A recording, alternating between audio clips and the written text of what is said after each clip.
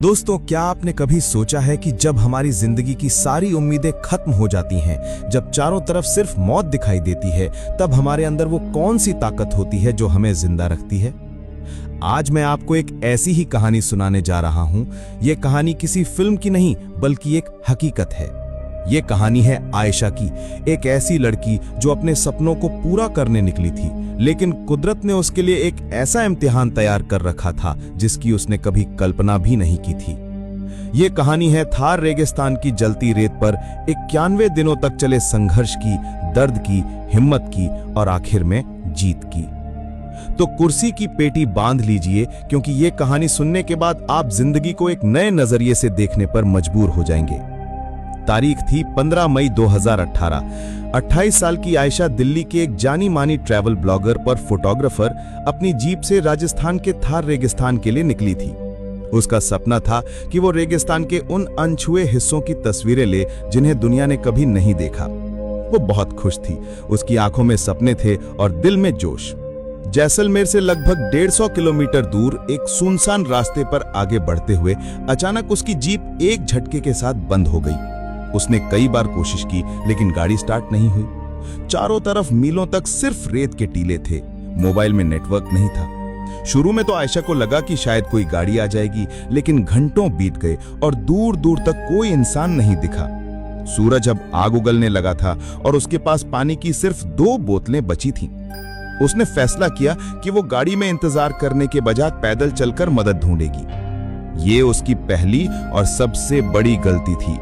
उसे अंदाजा नहीं था कि वो रेगिस्तान के दिल में उतर रही थी, जहां से वापस लौटना लगभग नामुमकिन था।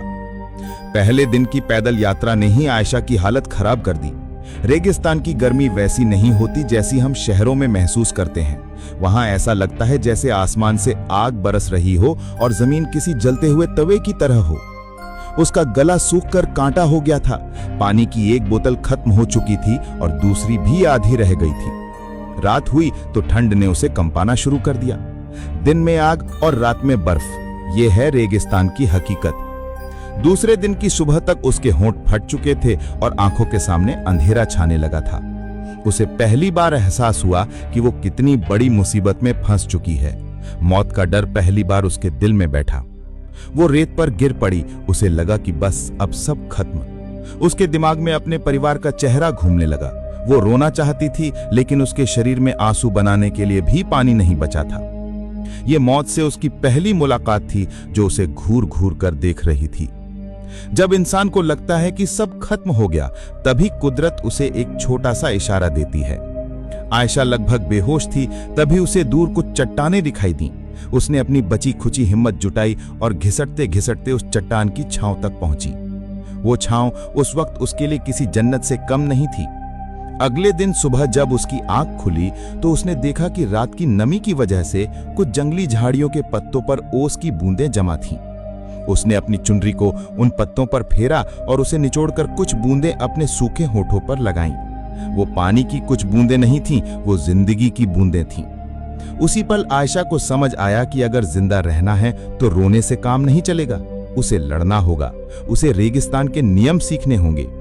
उसने अपने बैग से एक छोटी सी डायरी निकाली और उस पर लिखा, दिन 3, मैं अभी जिंदा हूं।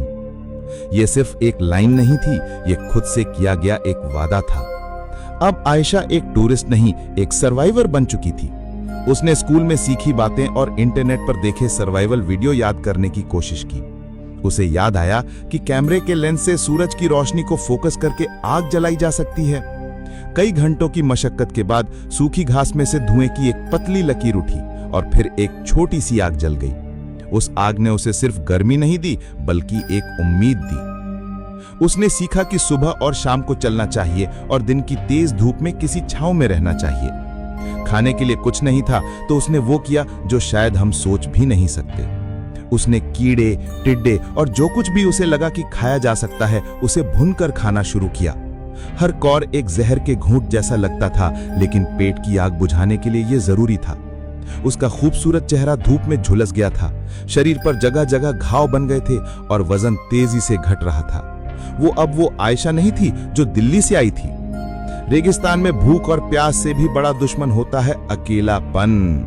दिन बीतते जा रहे थे, हफ्ते बीतते जा रहे थे। आयशा ने किसी इंसान की आवाज नहीं सुनी थी। चारों तरफ सिर्फ एक भयानक खामोशी थी जो कानों में शोर करती थी। वो अक्सर खुद से बातें करने लगी थी, कभी अपनी माँ से तो कभी अपने पापा से। वो हवा में ही उनसे लड़ती, उनसे शिकायत करती और फिर रो पड़ती। कई बार उसे वहम होता कि कोई उसे आवाज दे रहा है, लेकिन वहां कोई नहीं होता था। यह अकेलापन इंसान को अंदर से खोखला कर देता है। एक दिन उसने अपनी डायरी में लिखा, आज 30वां दिन है। मुझे नहीं पता कि मैं पागल हो रही हूं या जिंदा रहने की कोशिश कर रही हूं। यहां की खामोशी कभी कभी गोलियों से भी ज्यादा शोर करती है। क्या कोई मुझे ढूंढ रहा होगा या सबने मान लिया होगा कि मैं मर चुकी हूं? यह सवाल उसे हर पल खाए जा रहा था। उसका शरीर तो लड़ ही रहा था, पर अब उसका दिमाग भी हार मानने लगा था। लगभग 45वें दिन जब आयशा अपनी बची खुची ताकत से एक टीले पर चढ़ी तो उसे दूर कुछ चमकता हुआ दिखाई दिया। उसे लगा कि वो किसी गाड़ी का शीशा है या किसी गांव की छत। एक नई उम्मीद उसके अंदर दौड़ गई। वो पागलों की तरह उस दिशा में भागने लगी। वो गिरती, फिर उठती, फिर भागती। घंटों चलने के बाद जब वो उस जगह के करीब पहुंची तो उसका दिल टूटकर बिखर गया। वो कोई गाड़ी या गांव नहीं था, वो एक मृग तृष्णा थी, जिसे हम मिराज कहते हैं। रेगिस्तान का एक ऐसा धोखा जो प्यासे को और तड़पाता है। उस पल आयशा पूरी तरह से टूट गई। उसकी सारी हिम्मत जवाब दे गई। वो वहीं रेत पर गिरकर फूट फूट कर रोने लगी। उसने पहली बार भगवान से कहा, बस अब और नहीं, मुझे उठा ले, मैं थक गई हूं। ये दिन उसके 91 दिनों के संघर्ष का सबसे बुरा दिन था। उम्मीद का टूटना मौत से भी ज्यादा दर्दनाक होता है। उस टूटी हुई हालत में आयशा कई घंटों तक बेहोश पड़ी रही। बेहोशी में उसे अपनी मां का चेहरा दिखाई दिया। उसे अपनी मां की कही एक बात याद आई, बेटा, हारना तब होता है जब हम कोशिश करना छोड़ देते हैं। ये आवाज उसके कानों में गूंजने लगी। जब उसकी आंख खुली तो सूरज ढल रहा था। उसके अंदर से एक आवाज आई, मैं मर नहीं सकती, मैं हार नहीं सकती। मैंने अपनी मां से वादा किया था कि मैं एक दिन बहुत बड़ा काम करूंगी। मैं ऐसे गुमनामी में नहीं मर सकती। उस एक पल ने सब कुछ बदल दिया। उसके अंदर की टूटी हुई लड़की मर चुकी थी और एक योद्धा ने जन्म लिया था। उसने फैसला किया कि अब वो मदद का इंतजार नहीं करेगी, वो खुद अपनी मदद करेगी।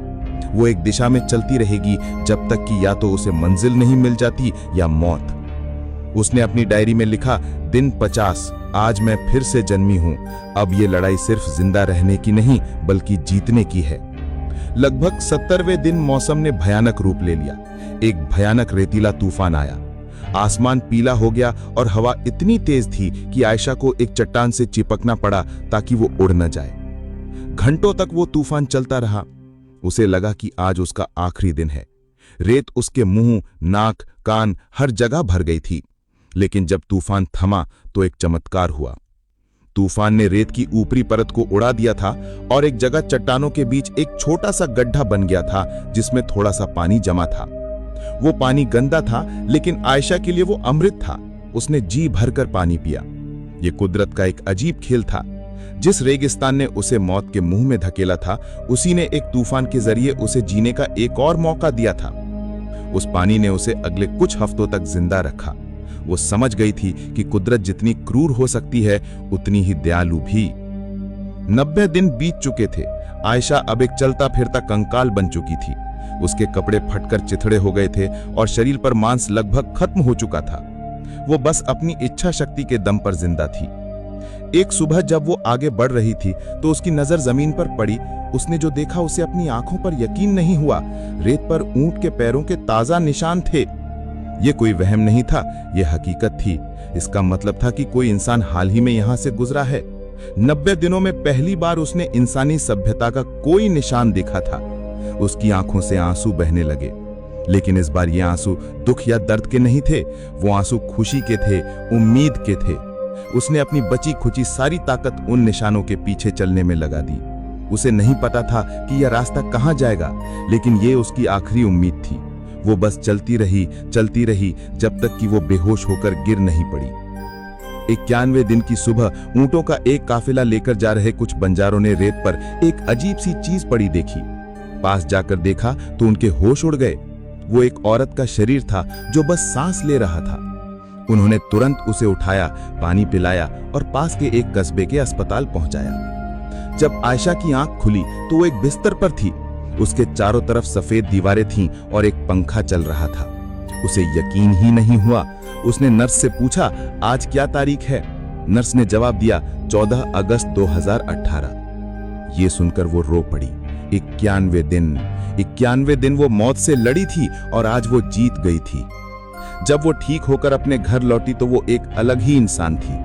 उसने एक इंटरव्यू में कहा था, उन 91 दिनों ने मुझे सिखाया कि हम जिन चीजों को रोज बर्बाद करते हैं उनकी असली कीमत क्या है। एक गिलास साफ पानी, एक रोटी का टुकड़ा, अपने परिवार की आवाज, ये दुनिया की सबसे कीमती चीजें हैं। मैं रेगिस्तान में कुछ तस्वीरें लेने गई थी, लेकिन रेगिस्तान ने मुझे जिंदगी की सबसे बड़ी तस्वीर दिखा दी।